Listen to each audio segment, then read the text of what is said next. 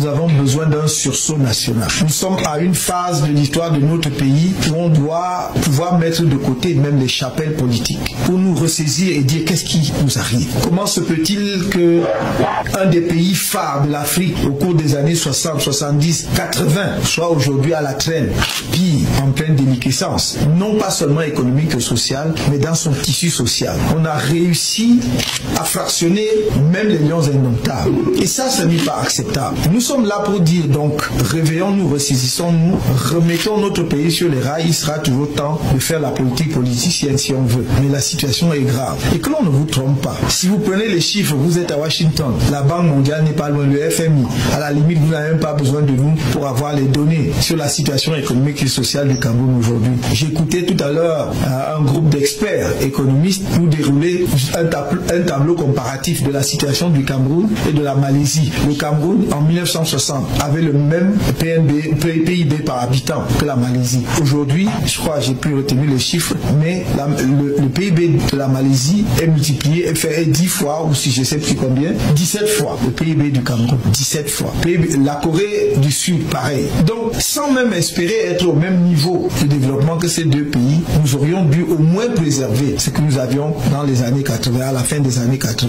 Mais même cela, nous n'avons plus. Donc, ce n'est pas, je ne sais quelle sorte de critique, vaine critique pour la critique, que l'on s'attaque à ce que le régime actuellement en place fait au Cameroun. C'est un désastre. Je crois qu'eux-mêmes, je ne sais pas, il va falloir qu'à un moment donné, ils se secouent un peu pour se réveiller, pour réaliser qu'ils sont en train de mener le pays à la catastrophe. Ça n'est bon pour personne. Que l'on ne vous trompe pas en parlant de je suis originaire de... Non, c'est tout le Cameroun qui souffre. Quand vous allez à l'hôpital, on ne fait pas de distinction. Quand j'ai entendu ces fumisteries, le tribalisme ou d'ethnisme, je me suis dit où on est. Lorsque vous allez à l'hôpital, vous demandez le nom de l'infirmière ou son identité, vous remettez votre santé entre ses mains. Il ou elle peut être originaire de n'importe quelle région. Mais on veut vous faire croire que désormais, vous devez savoir d'où vient l'infirmier ou l'infirmière ou le médecin pour être sûr qu'il vient bien de votre région et que votre santé donc sera sauve. Ça n'a pas de sens. Si vous faites un accident dans la rue, vous savez, celui qui va vous ramasser ou relever, non, vous n'en savez rien. Donc arrêtons cette absurdité. Comme je l'ai dit hier, personne d'entre nous n'a choisi de naître là où il est né. Et avant d'ouvrir nos yeux, nous découvrons que nous sommes nés dans un coin du Cameroun ou dans un coin de la planète.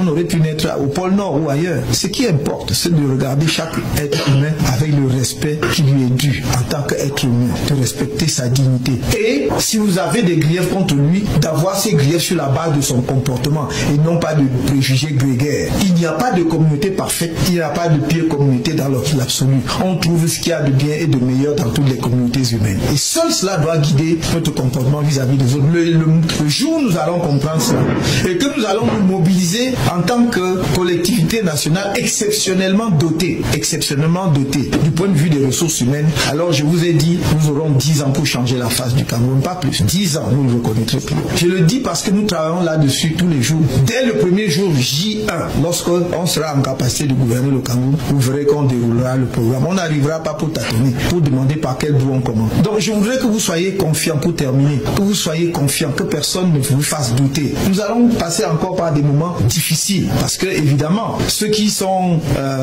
comment dirais-je, tirent avantage de la dictature, de l'absence de vision, vont tout faire pour ne pas perdre les privilèges. J'allais dire, c'est tout à fait dans l'ordre naturel des choses. Mais nous devons être conscients de cela et organiser justement le combat politique en conséquence. Ce dont vous devez être sûr, c'est que ça peut encore durer, ça peut être encore difficile, mais nous allons atteindre le but. Et rien ne nous divertira par rapport à cet objectif. Pour construire un Cameroun nouveau, bon pour tout le monde, y compris pour ceux qui le détruisent aujourd'hui. C'est cela notre engagement et c'est ça notre vision du Cameroun. Nous avons un rôle particulier dans l'histoire de l'Afrique et je crois que les décennies à venir vont vous montrer ce rôle particulier que le Cameroun a. Je vous remercie et je suis entièrement remercié. Je vois. Merci beaucoup.